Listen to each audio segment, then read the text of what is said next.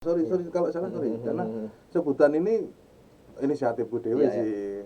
Aku bingung tuh mengumpul arsip itu dia apa? Nggak suatu mamane. Pada intinya pengurus klub pun belum tentu bisa mengetahui sejarah tentang klubnya gitu kan. Ini miris sih sebenarnya. Mas Mame yang bilang. Miris sih. Let's play the game. Mas Dimpel masih menyandang gelar itu kah? Ya, apa itu nama kecil, maksudnya nama di keluarga. Oh, di keluarga. Atau, Justru di keluarga. Iya. Jadi kalau nyari ke rumahku nyari Dimpel itu orang tahu. Beda kalau tadi aku mau ke sini mau nyari Mas Mame kan aku ngerasa mau nyari Mas Ahmad gitu. Gitu. Jadi ngerasa ini aja lah. Jadi malah nama di rumah pun di rumah, di sekolah, kuliah itu ya setelah kuliah aku jarang pakai nama itu. Ya. Sehat Mas ya? Sehat Mas. Kesibukan apa hari ini saat ini? Kerja paling. Terus masih sama Bowaskor. Masih punya toko yang Oba itu di dekat Mandala. Terus main sama Legend, PSM Legend. Oh, PSM Legend, menarik. Satu hal yang saya tahu dari Mas Dimpel ini, bahwa Mas Dimpel ini seorang arsiper. Sebenarnya apa sih Mas? Sorry kalau salah sorry, karena sebutan ini inisiatifku dewe sih. Aku bingung tuh mengumpul arsip itu apa? Nggak suatu mamane kiper yo, berarti goalkeeper berarti sing galangi gol kan. Nah, mengumpul arsip ya tak omong ke arsiper. Ini ada sebutan tersendiri ya, karena ini menarik. Bener, gitu loh. Kalau nama itu Mas, arsiparis mungkin ya, karena ada saya ada studi atau ada departemen kearsipan yang menghasilkan arsiparis. Oh, gitu. Jadi istilahnya untuk pengepul atau yang mengelola arsip itu ada arsiparis. Cuma aku pribadi aku menyebutnya aku pengepul arsip, cuma kayaknya aku juga tidak belajar tentang arsiparis itu gimana, tapi belajar secara otodidak. Ada studinya Mas? Ada di secara akademiknya ada. Ada kearsipan. Itu turunannya sama ini ilmu perpustakaan lah, semacam itu. Oh, pustaka ilmu. Ya, semacam itu. Berarti memang ada arsiparis gitu ya. Kalau Mas Dimpel sendiri arsiper ini sudah berapa lama? Bisa ceritain mungkin? Udah aku mulai ngumpulin arsip. Awalnya memang arsip PSIM karena aku basicnya dari sana. Tapi sembari ketika mengumpulkan itu, melakukan kegiatan itu tak mulai 2013. Sebenarnya itu aku juga ketika ngumpulin itu aku juga mengumpulkan klub-klub lain. Itu juga aku lakukan karena ini sih. Sebenarnya apa yang aku lakukan mengumpulkan klub kebanggaanku ini juga berkaitan dengan klub-klub lain karena klub itu sendiri kan saling ada korelasinya. Ada korelasinya. Jadi ada hubungannya. Nah, bagaimana kita tidak hanya mengumpulkan satu klub saja, tapi mencoba mengumpulkan klub-klub yang sekiranya memang ada hubungannya. Nah, karena juga aku banyak mengumpulkan koran dari Kedaulatan Rakyat, karena Kedaulatan Rakyat itu kan fokusnya sebenarnya cuma DIY Jateng kan. Jadi hampir DIY Jateng ini aku Jateng punya. Pun juga kecil boleh. Ya, Jateng pun juga kecil. Karena kan cuma ada beberapa klub gitu. Nah, ini aku sudah sembari itu ada beberapa yang sudah kekumpul gitu. Jadi sifatnya awal-awal memang mengumpulkan. Jadi memang ngumpulin aja gitu. Baru ngolahnya juga. Karena ini hal yang menarik bahwa kalau saya bilang bahwa di dalam sepak bola ini ada satu bidang yang kita bisa menikmati sepak bola. Kita bisa istilahnya menyalurkan hasrat di sepak bola kan. Iya. Melalui apa yang Mas Dimpel lakukan. Ya. Dan Mas Dimpel mungkin juga memiliki sebuah kepuasan tersendiri di situ ya. Dari situ apa sih sebenarnya yang melatar belakangi Mas Dimpel untuk melakukan itu gitu? Maksudnya apakah ada pemikiran yang mana aku cuma pengen ya ada arsip ini kemudian histori itu nggak akan hilang atau apa? Nah, yang melatar belakangnya apa sebenarnya?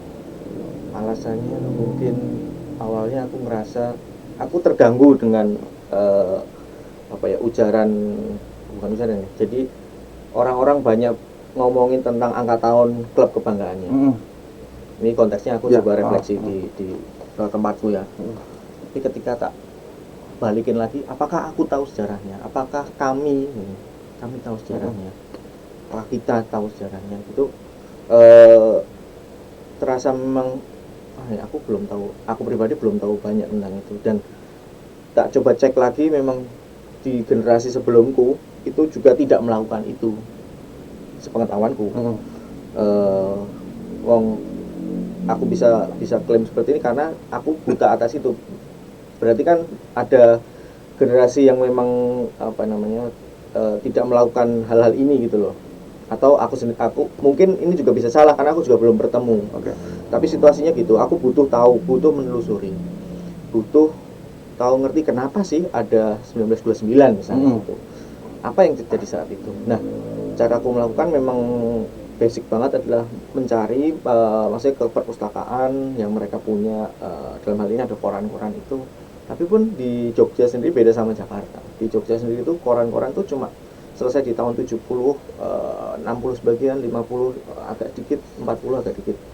Belum sampai tahun 20-an. Nah, yang aku lakukan adalah mencoba menelusuri, paling enggak di 2013 itu aku coba cari 10 tahun ke belakang seperti apa, lanjut 10 tahun ke belakangnya lagi. Jadi kita bisa tahap demi tahap mendekati tahun yang lebih lama itu. Nah, jadi prosesnya pun juga tertata gitu ya istilahnya. Nah, prosesnya mundur gitu aja. Jadi juga ini ya aku bisa bilang ini kerja yang aku lakukan sendiri gitu. Jadi sebenarnya harapannya seiring sekarang 2013, sekarang 2021 ya hampir 8 tahun gitu, kayak aku pengen sih bisa nemu teman-teman yang juga punya atensi ke situ ketika kita ingin tahu, ketika kita bilang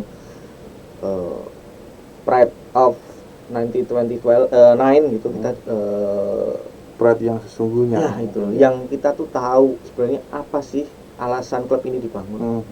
Itu kan nggak pernah terjawab sebenarnya. Siapa pendiri PSIM? Mungkin secara pastinya belum pernah terjawab. Mungkin ada yang bisa bilang itu didirikan oleh si Abdul Hamid, Amir sama Daslam, tapi siapa mereka? Itu kan tidak pernah coba dipulik gitu, atau belum. Atau mengapa mereka itu hadir di kongres pertemuan pembentukan PSSI itu sebagai wakil dari Bonn, dari Jogja. Kan ada beberapa, misalnya ada sal identitas para pendiri itu kan masih berupa ini aja, produk popnya yang apa ya istilahnya, simbolik gitu loh. Tapi belum sampai menjawab pertanyaan, dalam aku pribadi belum sampai menjawab pertanyaan bahwa siapa sih atau mengapa klub ini ada. Jadi istilahnya Mas Jibril ini punya sebuah hasrat untuk mengenali PSIM secara harafiah. Itu benar-benar yang mendalam lah. Gitu. Agar kita juga tahu bahwa oh ternyata memang klubku itu dulu kayak gini gitu ya. Itu kalau ditarik lagi sebenarnya gini Mas Mamo. Jadi ada situasi di mana oke, kita punya hasrat yang tinggi di dalam sepak bola yang tercermin dalam bentuk fanatisme yang kita bisa lihat di stadion gitu loh. Dan juga kegiatan-kegiatan turunannya gitu loh. Aku nggak usah tak sebut aja, tapi itu gimana ceritanya kita bisa ini oke, tapi ini juga oke. Jadi apa yang kita landasi sekarang, kita juga punya pijakan yang secara historis gitu. Ya. Jadi istilahnya kalau tanyain punya di klub kebanggaan tahun dua no. Ya. Aku PSIM itu apa ampuh kayak gitu kan istilahnya kan gitu. Misalnya salah bahasa familiarnya kalau kayak gitu. Salah satu contohnya misalnya gini. Kita ngomongin OWD lah, atau dulu zamannya tour lah kita. Para sesepuh-sesepuh yang mencintai klub ini itu sudah melakukannya jauh banget. Misalnya tahun 85 aku ketemu sebuah foto, itu para supporter itu kayak belum ada nama kelompoknya juga. Itu sudah berbondong-bondong ke Kridosono untuk mau berangkat ke Semarang. Kan sudah melakukan itu gitu kan. Nah, dan nggak banyak orang tahu pasti. Nah, konteks ini kan sebenarnya bisa ketika kita mendalami itu, kita bisa tahu bahwa kita bisa ngomong bahwa kita sudah gila bola sejak Arema menyatakan kota sepak bola misalnya gitu. Atau Malang menyatakan kota sepak bola. Kita sudah bisa bilang itu sebenarnya. Tapi kan tidak pernah ada arah ke sana. Maksudnya memang kita belum tidak tahu Autentifikasinya, lah gitu. autentifikasinya belum ada. Kalau itu bisa klaim juga. Iya. Dan bahkan ini memang menarik karena gini mas, jujur juga saya pribadi pun juga pada saat ditanyain berapa puluh tahun ke belakang ya pasti juga bakalan ada yang nggak mengetahui. Dan memang makanya saya bilang ini menarik karena ada satu sisi yang ternyata memang bisa menjadi tempat mewujudkan kecintaan kita sama klub. Kan seperti itu. Ya. Jadi misalnya saya pribadi tanyain PSM mas, yuk PSM, terus kenal pemain ini kira, wah belum tahu kenal ya mas kan. Ya. Jadi sebuah ini ya. Tapi pada saat bedakan kondisi PSM mas, yuk PSM kenal pemain tahun ini, oh kenal pemain tahun ini, itu juga sebuah kebanggaan pastinya. Ya. Karena kita bisa mencintai klub secara keseluruhan. Nah, seperti itu. Nah, dari kegiatan ini, bukan kegiatan ya, dari sisi pelampiasan nafsu mencintai klub ini mas. Itu ada nggak sih suatu apa ya kesulitan atau kesukaran? Karena kalau tadi dibilang bahwa di era apa namanya surat kabar itu cuma sampai 1950-an ya, Ya 50-an. 1950-an. Sebenarnya itu surat kabar mungkin ada, cuman Ya. di Jogja baru masuk mungkin sekitar tahun segituan gitu, dan mungkin pembahasan tentang sepak bola itu juga belum lama. Ya. Itu ada nggak kesulitan yang lainnya gitu? Yang lainnya kalau kita ngomongin tentang apa ya, sumber daya dalam hal ini adalah surat kabar sebagai salah satu arsip utama yang aku sasar untuk aku kumpulkan. Memang ya itu sangat lengkap memang di Jakarta, tapi sekarang yang aku lakukan tidak lagi mencoba mengumpulkan. Maksudku itu sebenarnya bisa menjadi apa ya, tongkat estafet generasi selanjutnya yang aku nggak tahu apakah mungkin dengan adanya ini orang jadi tahu gitu loh. Kalau skripsi itu istilahnya ini ada pengembangannya gitu. Betul. Jadi aku ya skripsi terus kemudian ada data pengembangan itu, deskripsi apa sih? Oh ya bisa pakai saya kembangke. Nah Seperti itu ya, istilahnya. jadi yang dilakukan tidak lagi mengumpulkan tapi mengolah itu. Dulu memang diolah tapi sekarang mencoba diolah lebih apa ya, lebih, kalau sekarang ngomonginnya lebih ngepop gitu. Jadi lebih cara-cara apa sih yang bisa menarik ketika arsip yang cuma koran tulisan itu kita ubah jadi misalnya infografis atau movie ya, mungkin bisa movie ya. video arsip gitu. Aku juga udah melakukan di tiga mingguan ke belakang gitu yang lalu gitu. Aku udah mulai ngolah misalnya wawancara sama pemain, misalnya sama Marjono yang pernah aku lakukan 5 tahun yang lalu. Nah, itu aku buka lagi, aku ambil mana yang menarik, terus aku sisipin arsip sebagai visual ilustrasinya itu.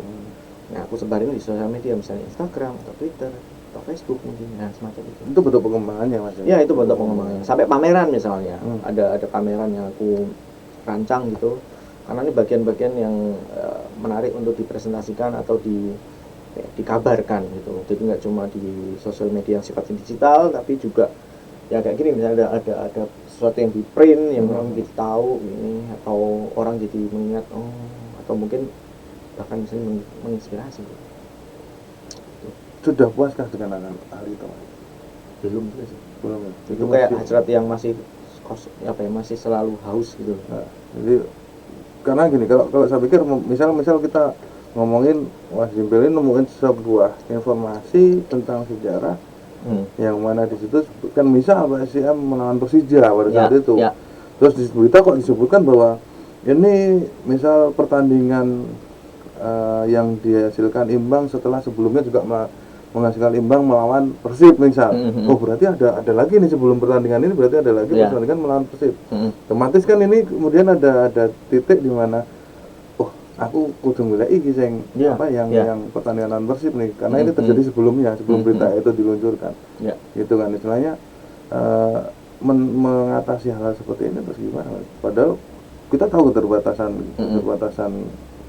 sumber daya yang bisa didapat adalah di situ gitu. Jadi selama kurun 8 tahun ini kan berjejaring nih, ketemu lah misalnya di ketika udah mulai aktif itu kan terus muncul ketemu inisiatif-inisiatif di beberapa wilayah gitu. Misalnya di Jakarta, di Bandung, di Surabaya. Banyak juga.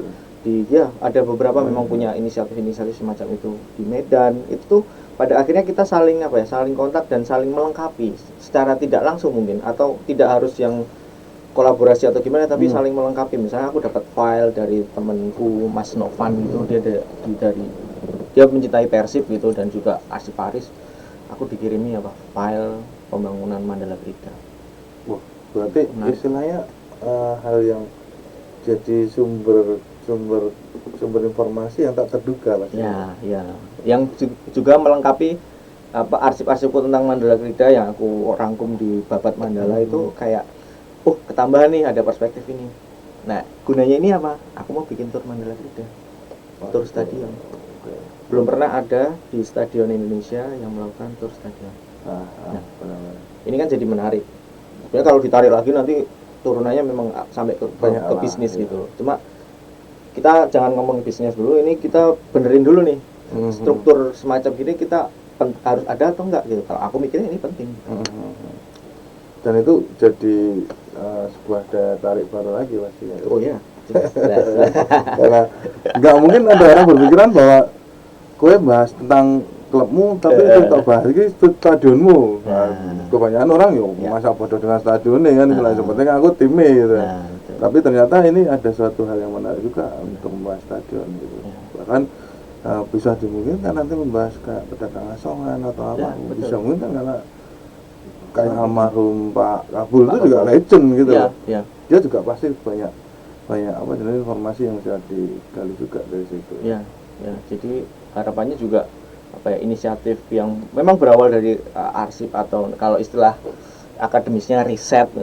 Riset itu tuh arahannya kan nanti turunannya jadi produk yang bisa akses oleh masyarakat gitu loh. Nah, yang inisiatif semacam ini harusnya memang klub itu aku nggak tahu, merangkul atau menjembatani tahu nggak, misalnya ada ini, atau mereka harusnya punya inisiatif misalnya atas itu, harusnya. Karena juga ketika klub itu ngomong tentang warisan Simbah misalnya gitu, nah tanpa tanpa menyusuri sejarahnya itu bullshit. Selesai. Jadi cuma bisnis saja gitu. Pada intinya pengurus klub pun belum tentu bisa mengetahui sejarah tentang klubnya gitu kan. Ini miris sih sebenarnya. Mas Mame yang bilang miris sih. Saya bilang miris karena jujur Mas, saya salah satu orang yang tidak terlalu suka dengan yang namanya modern football. Itu gimana Mas berarti Mas? Jadi kalau modern football itu nggak mikir nggak gini sih. Bagi saya. Modern football. Tapi menarik Mas. Misalnya Mas, caranya klub-klub luar negeri itu ngomongin modern football. Mereka mengemas habis tentang ini sebenarnya juga nanti gerakan-gerakan ini juga akan bisa jadi blunder kalau gini. Misalnya di luar negeri, misalnya di Manchester, hampir semua stadion di Inggris itu seragam, mempunyai monumen tentang monumen juga itu. Istilahnya ada satu sisi di sana yang menampilkan bahwa iki lo klub seperti itu ya. Misalnya ning Old Trafford atau taruh aku ke Old Trafford gitu ya, itu ya ada museumnya. Ya kita diajak tur ke stadion Old Trafford, diceritain ada gate ini, ada locker roomnya lawan seperti ini, locker room tim utama pemain tim dari tamu atau juga tim dari Manchester itu kayak gini, sejarahnya dibangun 19 berapa itu, terus sudut sana dinamain itu, semua itu jelas dijaga lah. Nah setelah dijaga, tapi memang dikombinasi dengan bisnis gitu. Maksudnya ngomong dia bilang guide-nya waktu itu bilang di sana, di ujung sana itu tuh tribun asli Old Trafford saat 1901 Pak ya kalau nggak salah, koreksi itu. Jadi mereka masih menyisakan itu. Ya. Kuncinya apa? Biar generasi sekarang bisa tahu, tapi itu juga nilai bagi masih terjaga dan bisa dibisniskan gitu Mas. Nah, gitu Mas. Bisa dibisniskan sebagai satu iki loh, aku wis nguri-nguri sejarah tapi aku juga mengemasnya dengan modern football. Ya itu makanya saya mirisnya di situ Mas. Jadi, pada saat kita membicarakan modern football, kita juga harus tahu dong modern football itu yang seperti apa. Nah itu betul. Iya tak? Bukan hanya tentang kita membisniskan football gitu. Ya. Tapi ya kudu dingeteni tenan. Modern itu sih kok opo kan Ya, seperti ya, itu. ya. Dan kita siap nggak menerima itu? Ya. Kan? Bahkan saya mohon koreksi kalau salah juga bahwa di luar negeri pun juga banyak yang menerapkan modern football tapi ternyata ya buntung juga. CDT misalnya. Nah, itu dia makanya CDT saya bilang kayak itu. gitu kan. Tapi ada satu klub yang mungkin sampai sekarang nggak tahu sekarang udah modern football apa belum, kayak siapa namanya San Pauli. Waduh, aku kurang paham sih. Kalau setahu saya San Pauli itu Gimana? masih menerapkan di mana football yang historical banget gitu. Oh iya. Setahu saya Ya, yang ya. saya baca masih gitu. Oh.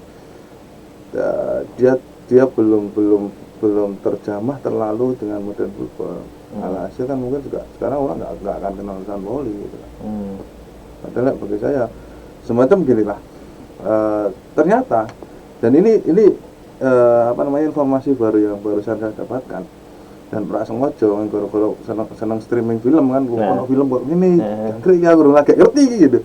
Jadi mungkin setahunnya kaula muda itu yang berderby dengan AS Roma itu adalah Lazio.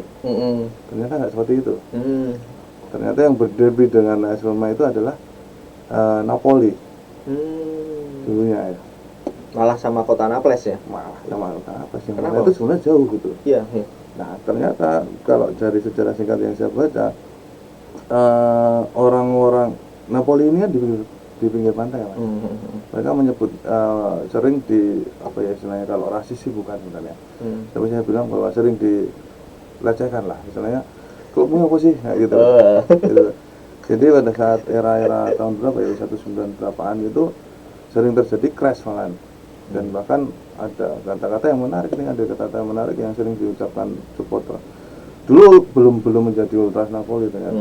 Jadi masih istilahnya apa yang ngarani Mohikan, jadi belum terpaham ultras. Sebelum adanya ultras. Itu sering adanya rasisnya adalah pada saat AS Roma dan Napoli itu bertanding, ada istilah ayo bakar ibu kota. Ini yang sering menjadi timbul masalah. Dan pada saat di tahun itu ternyata sudah ada pertumpahan darah duluan. 2 orang pendukung AS Roma meninggal dunia apa ya Pak? Di Roma ya? Di Roma. Ya. Dan padahal bukan pertandingannya dengan Roma, Mas. Kalau nggak salah waktu itu diceritakan Napoli lawan Fiorentina apa ya? Tapi ada final Di Olimpico. Bentroknya supporter Napoli itu dengan bentrok tuan rumah, padahal nggak ada pertandingan gitu. Nah hal-hal kayak gini kan sebenarnya kalau dihubungkan dengan yang Mas Timbel lakukan kan jadi hal yang menarik sebenarnya. Ya, sisi lainnya. Dan kita nggak pernah kepikiran nih, iya kan? Betul. Oh ternyata ini kok gini kok gitu loh. Padahal kalau mirisnya kembali pada saat kaula muda yang saat ini katanya minggu Korea. Karena takoni bapak ini hati Mas tahu Mas. Ini yang harus dibenarkan. Karena apalagi kalau sudah berhubungan dengan paham lah, berhubungan dengan apa namanya, kalau dibilang way of my life oh kira ngerti ya kok iso arep ngomong way of my life gitu. Kembali Mas ke Arsiparis tadi.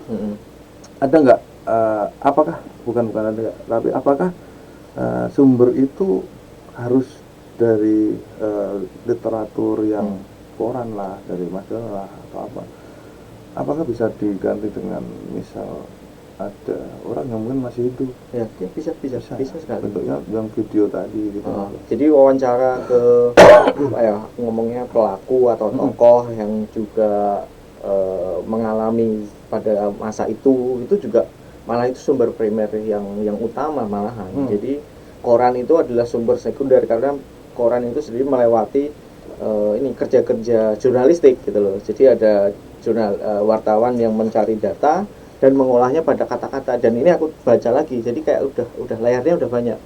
Beda ketika aku ketemu mantan pemain tahun 75 misalnya. Nah, dia akan menceritakan itu masih apa ya, tingkat penyampaian informasinya nggak berlapis gitu loh. Jadi masih itu. Jadi cross check verifikasi atau meng cross check kebenarannya kredibel nggak ini dari si narasumber ini sesuai nggak gitu loh. Kadang memang yang aku jumpai misalnya pemain agak lupa misalnya tentang tahun gitu, tapi dia masih ingat kejadian yang Ya ada yang momen, itu gitu loh. momentum yang mana dia pasti ingat gitu Ya misalnya kejadian si Susilo Harso ditendang lehernya oleh Jeffrey Samuel, pemain Persitara. Itu tuh kadang ketukar misalnya angka tahunnya, tapi dengan adanya surat kabar aku bisa ngasih tahu mungkin tahun ini. Aku coba cross check kira-kira tahun ini nggak sih Pak, tahun 85 apa 86 gitu sih. Nah itu agak sedikit membantu untuk merecall ingatan gitu, daripada kita nggak tahu sama sekali juga agak susah untuk mengkredit. Makanya yang aku lakukan sekarang itu semacam mengkonfirmasi lagi, memfikskan ya Mas, memfikskan. memberikan identitasnya itu A1 lah Ya gitu, mendekati kebenaran minimal kita nggak melenceng lah ya. Dan ada satu sosok yang mungkin di Jogja ini saya kenal dan mungkin bisa dikategorikan asli Paris kayak Pak Sandiman. Oh Pak Sandiman Ya dengan keterbatasannya beliau ya. Dia pun juga punya arsip-arsip yang mungkin juga orang nggak apa namanya nggak tahu bahwa beliau ini juga mengumpulkan berita-berita itu. Terus ini yang membuat kenapa ini yang menarik, ini yang membanggakan, karena setiap kita datang ke Pak Sandiman, ketemu Pak Sandiman, dia pasti dengan bangga menunjukkan. Ya. Betul kan? Betul ya. Jadi itu udah kita nggak ditunjukkan ya Eva sana Eva. Iya. Tapi kan ini jadi suatu kebanggaan. Iya. Gitu Ya justru itu yang maksudku, jangankan yang ditunjukkan Pak Sandiman itu arsip. Pak Sandiman sendiri itu arsip. Iya makanya saya bilang. Dia arsip yang masih menyimpan ingatan tentang PSIM zaman dulu, Perkesa bahkan. Karena aku tahu misalnya ada satu momen dia pakai kaos Perkesa PSIM. Kan wah menarik nih, kaosnya kuning tulisannya merah Perkesa PSIM. Tapi mungkin kalau ada orang yang tidak tertarik dalam hal itu Mas, pada saat bertemu dengan Pak Sandiman, Pak Sandiman bercerita Ya. mungkin karena tidak ada ketertarikan, mungkin yo tenan gitu. Ya. Tapi kalau ada satu orang yang seperti Mas Dimpil kayak gini yang ada ketertarikan, pasti berpikirnya beda. Iya sih. Gitu kan. Ya. Nah, ada nggak sih Mas keinginan untuk menimbulkan hal seperti itu dari Mas Dimpil sendiri ke teman-teman yang lain? Benar. Sebenarnya juga ini sih, aku juga bukan tipikal yang radikal untuk ngajakin orang ayo tapi otoriter. Tapi bagaimana kita pada satu titik akan menyadari bahwa kayaknya penting deh untuk tahu, kayaknya penting deh kita berpijak di tribun ini tuh atas dasar apa sih gitu, atas mengapa kita sampai berdiri di Mandala Krida, berdiri di SSA, melihat sekumpulan pemain berbaju biru gitu sih. Jadi semacam ada kata dari hati bahwa itulah aku saja nih. Ya. Aku anak ini karena ini. Nah, itu kan. Ibaratnya misalnya arsip-arsip yang aku sebarkan itu adalah pancingan untuk mengalami refleksi atas yang aku paparkan tadi. Jadi istilahnya kalau kita bisa mengatakan bahwa apa yang Mas Dimpil lakukan ini adalah ibaratnya ini, kita mengenal seorang cewek. Cewek. Ya. Itu harus benar-benar ya orang menggol ngerti wajahnya, ngerti nomor handphone, tapi benar-benar ngerti ini kayak apa sih, mungkin kepribadiannya, terus ini kayak apa sih historikalnya dia. Betul. Bahkan iso sampai miling lari kayak apa. Ya kayak gitu saja ya ibaratnya. Itu kan ini ya Mas, baru PDKT ya. Ini kalau nikah kan urusan bibit bobot kan. Itu itu yang harus fase yang itu tadi. Bibit bobot. Keinginan besar dari Mas Dimpil untuk menyalurkan hasrat ini, keinginan paling besar. Keinginan yang museum DPK. Oh ya itu. atau dimodernkan juga di Turki. Iya, apa ya? Aku tuh sebenarnya punya bayangan-bayangan misalnya nulis buku meneh gitu loh Mas. Jadi dari pengalaman-pengalaman perjalanan ini coba aku tulis gitu ya, masih tahap nulis dan masih di komputer lah, belum itu. Cuma aku juga pengen bikin pameran lagi. Sebenarnya yang aku lagi pengen lakukan tuh gimana caranya aku bisa jalan-jalan nonton sepak bola kemana aja gitu, misalnya yang ke Indonesia misalnya lagi di mana atau lagi di luar negeri. Aku pengen apa ya, aku merasa kayak memang uh, dunia aku memang di sini dan aku pengen apa ya, uh, apa ya, menyenangi lah, apa istilahnya, aku pengen melihat pertandingan apa aja, stadion apa aja, lapangan apa aja, itu aku pengen banget. Dan kenapa kita enggak gitu, padahal Ya. seorang yang bukan orang Indonesia sama Sultan Sultan pun melakukan itu Ya, si Walaupun Anthony. kita ora gitu kan. Masa kalah harus yang luar negeri ya gitu Ya, gitu. ya. Dan ini memang suatu bidang yang menarik kalau Iya. Tapi ya bidang ini menarik, cuman nggak sembarangan bagi saya ya. Sembarangnya gimana? Sembarangan gini, jadi saya menjadi seorang seperti Mas Jimpel, menjadi arsiparis lah. Itu pasti ada hal-hal yang harus dilakukan lebih.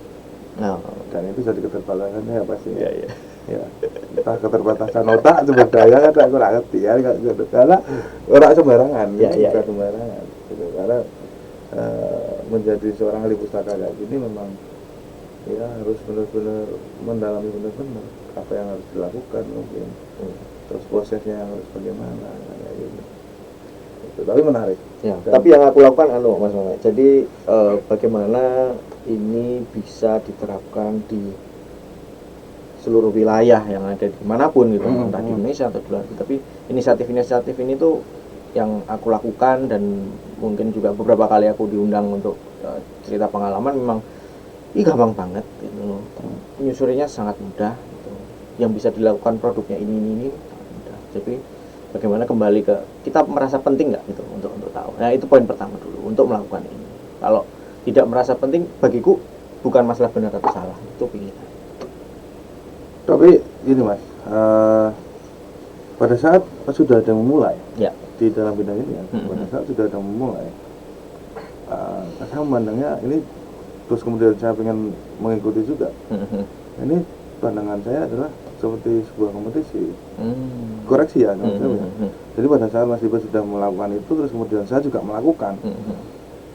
Saya mencari juga, ternyata oh stipul Mas Jimpel apa? Nah aku itu kan di. Hal seperti itu menurut Mas Jimpel apa pandangannya gitu? Mungkin juga adanya ini, makanya juga ketika kita bertemu dengan teman-teman yang punya ketertarikan atau juga ingin tertarik gitu tuh, bisa dimulai dari apa yang sudah dilakukan dan apa yang belum dilakukan. Nah gitu. Jadi menariknya adalah kita bisa saling melengkapi ini. Aku sih melihat PSM ini adalah satu kepingan puzzle yang belum selesai dilengkapi gitu. Sebenarnya Mas Jimpel pun juga istilahnya mencadarkan diri bahwa ya urung Ya, komplit tadi ya. Ya itu belum komplit itu. Dengan adanya teman serupa dari basic klub yang sama gitu, aku pikir bisa menjadi paling gampang adalah mempercepat itu. Berarti sistemnya adalah sistem yang skripsi tadi Mas. Gimana? Boleh dikatakan itu ya. Ya. Istilahnya pada saat sudah ada Mas Jimpel sudah membuat skripsinya ini, terus saya memulai, terus ya aku kembangin aja. Dan itu diperbolehkan ya. Iya, diperbolehkan. Misalnya aku sama teman-teman di